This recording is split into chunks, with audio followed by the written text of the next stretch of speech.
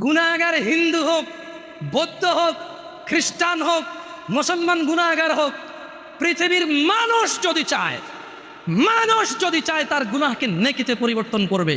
ও যেই ধর্মেরই হোক না কেন, যেই দিনেরই হোক না কেন, সেম প্রসেস শিখাই দেব, জানাই দেব যে হিন্দু লোকটা যদি তার শিরকের গুনাহকে নেকিতে পরিবর্তন করতে চায়, ইল্লা মান তাব, এ হলো মানুষ, এ হলো কি মানুষ, ওর ধর্ম যেটাই হোক।